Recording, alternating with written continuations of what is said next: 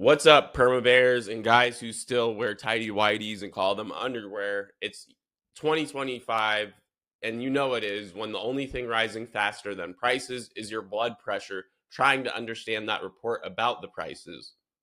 Today's CPI dropped. No, not the one where your cousin tries to sell you crypto, the Consumer Price Index, up 0.4% month over month and 2.9% year over year. The translation: your money's doing CrossFit, but the treadmill's currently unplugged. And yes, core inflation, the one that excludes food and energy, because apparently humans don't eat or keep the lights on ever, that rose 0.3% on the month and 3.1% on the year. So still warm enough to toast marshmallows over Jerome Powell's desk lamp. Now, where did the heat come from? Let's go ahead and break down our categories here, like a hospital bill, though, so it's easier to understand. So first things first, shelters up 0.4% in August. The biggest driver, as always, America's favorite pastime, is paying rent. Owner's equivalent rent is up 0.4%. Rent in general is up 0.3%, and lodging away from home is up 2.3%. Even your weekend escape needs an escape at this point. Food is up 0.5%. Food at home is up 0.6%. Food away from home is up 0.3%. Fruits and veggies are up 1.6%. Tomatoes are up 4.5%. Apples 3.5%. Beef 2.7%. So the healthy salad and the guilty burger both cost more. Absolutely terrific. Energy up 0.7%. Gasoline is up 1.9% on the month. Electricity is up 0.2%. Natural gas is down 1.6%. So yes, your stove got a tiny break while your car started charging you a cover fee.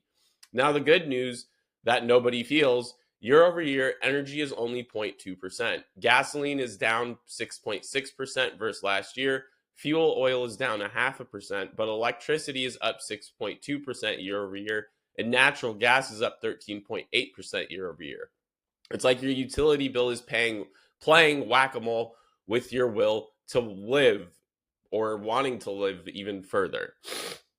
Now, the sticky stuff was the core services, which stayed sticky at 0.3%. And here are some highlights from that. Airline fares are up 5.9% in August after a 4%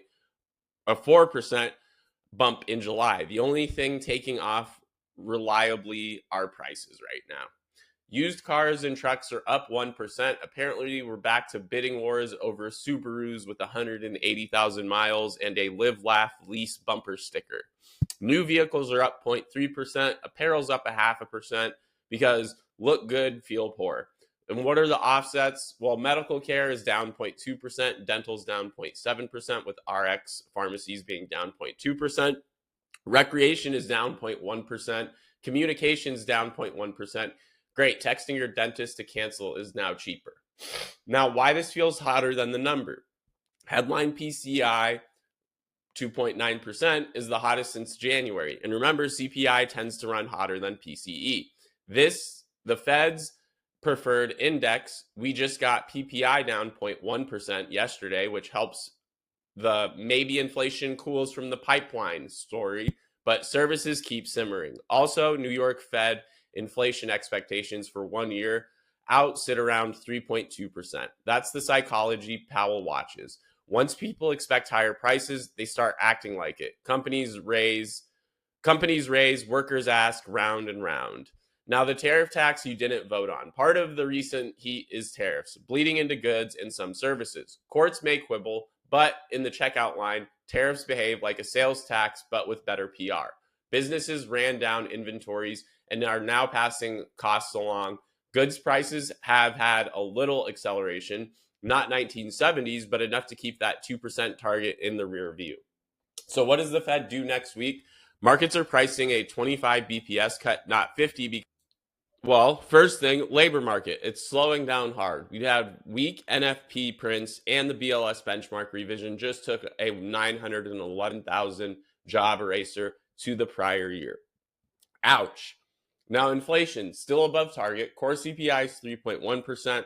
Shelter's sticky, services are sticky, airfare is spicy, Powell's problem, cut too little, the labor slide worsens, cut too much, you reignite inflation and your credibility. Expect 25 BPS data dependent with dot plot vibes that hint at more, but not a panic series unless jobs fall off a cliff. Now, if you're a markets person, and at this point, who isn't, here's the cheat sheet. Rates/yields, a hottish CPI plus a cool PPI is a tug of war because front end yields drift lower on the cut, long end stays choppy if inflation risks linger.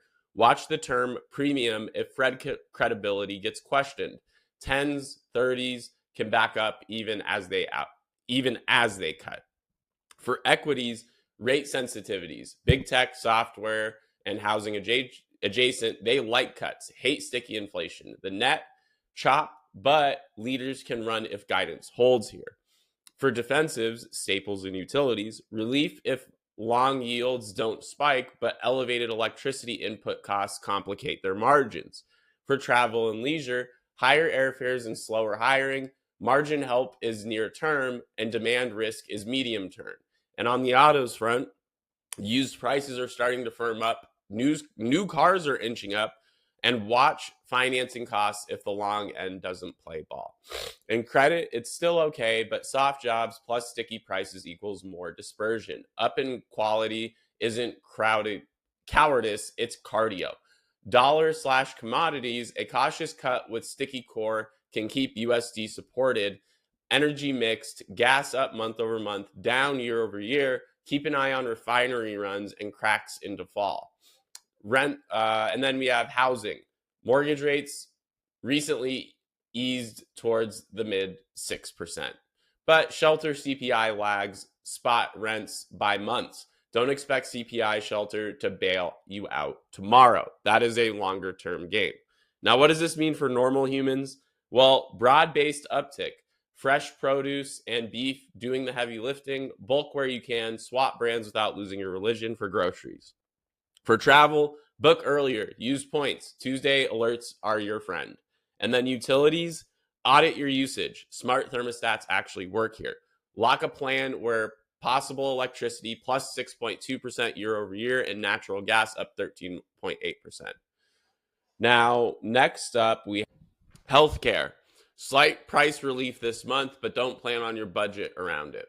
Also note, BLS is tweaking the health insurance index in November. Your headlines may look different, even if your bill doesn't. Now, the two scenarios, soft landing light. CPI cools into Q4 as shelter finally rolls over. PPI softens, bleeds through. Tariffs plateau instead of escalate. Fed cuts 25 BPS now, maybe again later.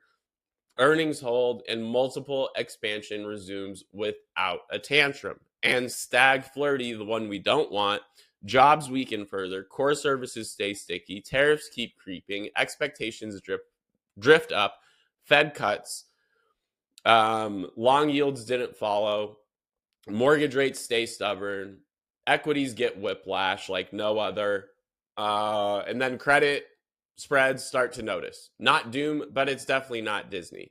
So headline 2.9%, core 3.1%, and month over month 0.4%. Inflation isn't a five alarm fire, but it's definitely smoking in the kitchen.